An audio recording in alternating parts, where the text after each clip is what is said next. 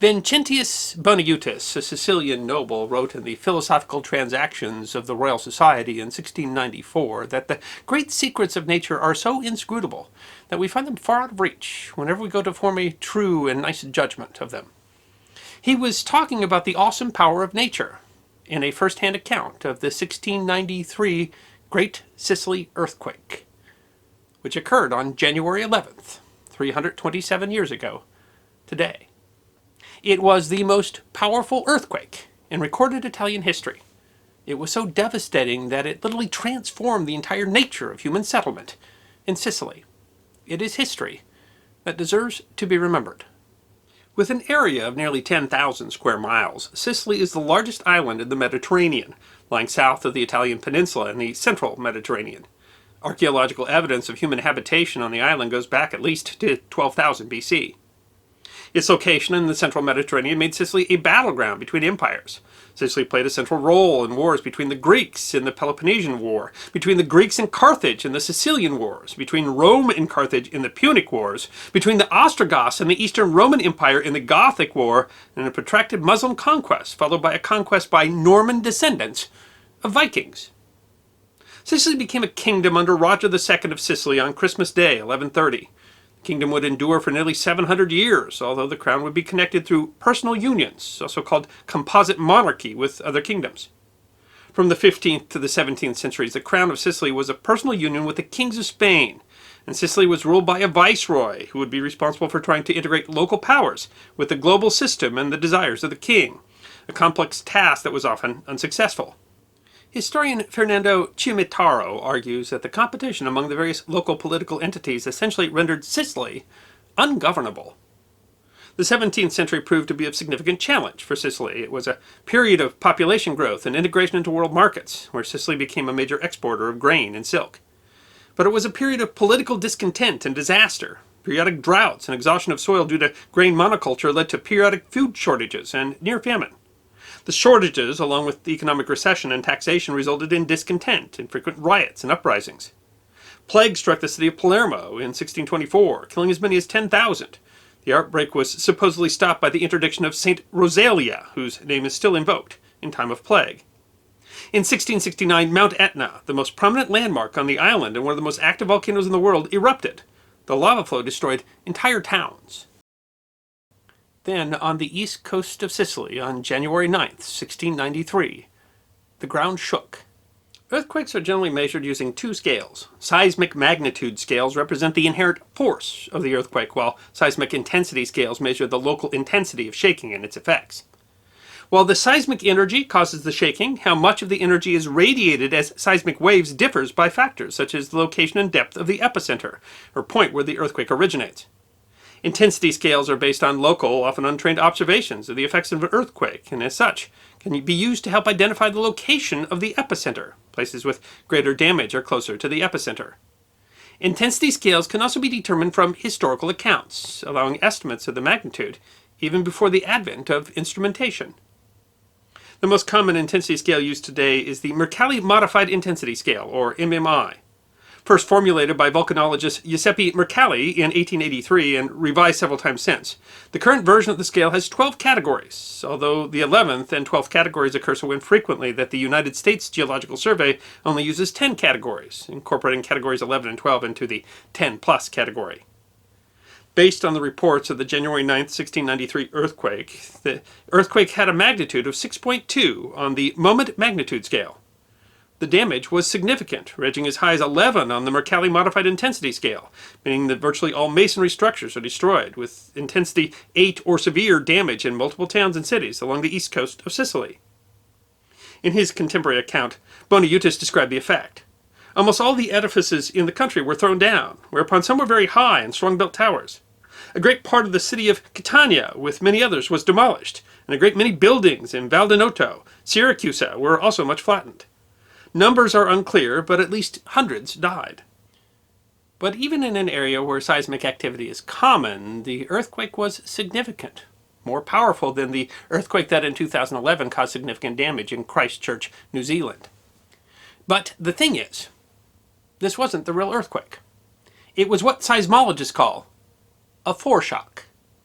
The earthquake struck around 9 p.m. on January 11th, lasted about 4 minutes, according to Bonaiutis, of a type that he called a pulse or a stroke from its resemblance to the beating of an artery. It was in this country impossible to keep upon our legs, or in one place on the dancing earth. Nay, those that lay along the ground were tossed from side to side, as if on a rolling billow. The effect was massive, seriously affecting an area of more than 2,200 square miles. Bonaiutis explained, so horrid and amazing a shake was at once all over Sicily, of which it left, if not destroyed, yet at least every part, miserably shaken. Some 70 towns and cities in Sicily were destroyed in the earthquake, with Category 8 intensity, meaning severe damage along almost the entire east coast of the island, and damage also in Italy and the island of Malta.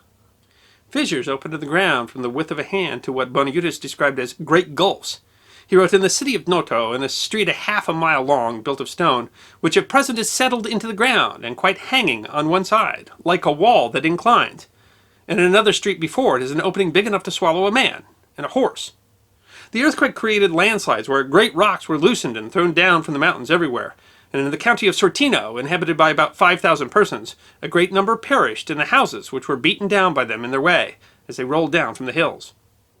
In some places, wells dried up. In other places, they overflowed or smelled of sulfur. In one valley, the landslides created a dam that then created a lake that was described as being 3 miles around and of considerable depth.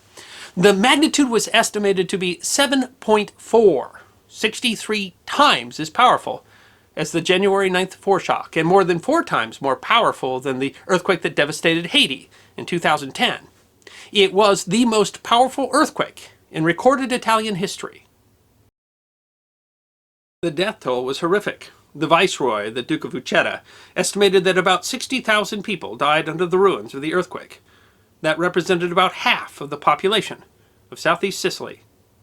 Immediately following the earthquake, the sea was seen retreating across some 140 miles of the coast. The harbor in the city of Augusta went dry. It was the precursor to a tsunami, with waves as high as 30 feet, some traveling nearly a mile inland.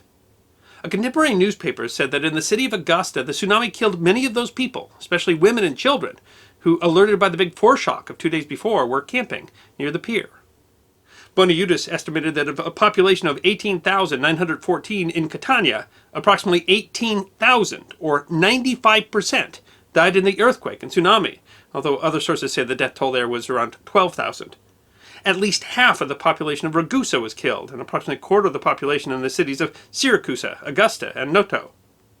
The damage continued. Viceroy Uceda reported 25 aftershocks, continuing to July of 1694. Some were described as being as severe as the original quake. And in the aftermath, as is common with such disasters, disease spread due to the lack of shelter, food, and clean water. Bonaiutis listed illnesses ranging from foolishness and madness to malignant, mortal, and dangerous ones in great number, with delirium and lethargies. Where there has been any infection caused by the natural malignity of the air, infant mortality has followed. The smallpox has made great destruction amongst children. And in short, there has been no state nor condition which has not had its share in so universal a calamity. But the earthquake also transformed the island and beyond.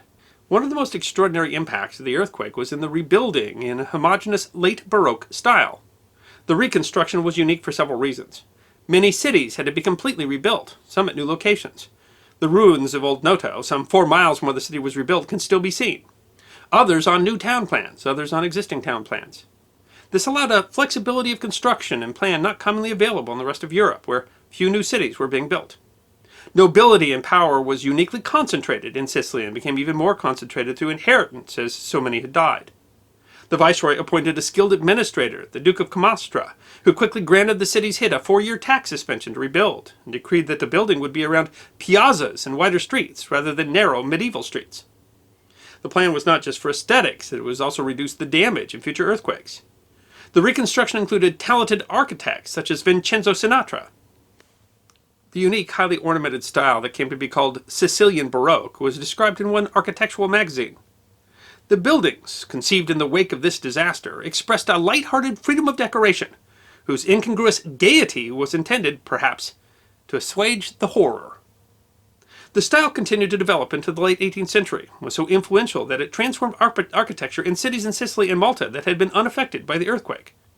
The style which so defines Sicily and Malta today was a direct result of the devastation of the earthquake. There's still disagreement over the location of the epicenter, whether it was on the coast or offshore, and the location has still not been positively identified. There's some evidence that the 1669 eruption of Mount Etna might have caused a stress transfer that helped to trigger the 1693 earthquake. Some sources claim that Etna was erupting during the earthquake, but actually most agree that it was dormant after its 1669 eruption. While there's a lot that is not known about the 1693 Sicily earthquake, there's a surprising amount we do know. A 2009 article in the journal Transactions of the Built Environment notes that the Sicilian earthquake of 1693 is the first catastrophic seismic event in the world that can be studied and analyzed in depth for the amount of contemporary evidence and the quality and complexity of the reactions triggered in many areas. The devastation of the earthquake transformed the island of Sicily, which thrived in the 18th century compared to the disasters of the 17th century. It's evidence that natural disasters destroy more than buildings. They transform cultures. I hope you enjoyed this episode of The History Guy, short snippets of forgotten history between 10 and 15 minutes long. And if you did enjoy, please go ahead and click that thumbs up button. If you have any questions or comments or suggestions for future episodes, please write those in the comment section. I will be happy to personally respond. Be sure to follow The History Guy on Facebook, Instagram, Twitter, and check out our merchandise on teespring.com. And if you'd like more episodes on forgotten history, all you need to do is subscribe.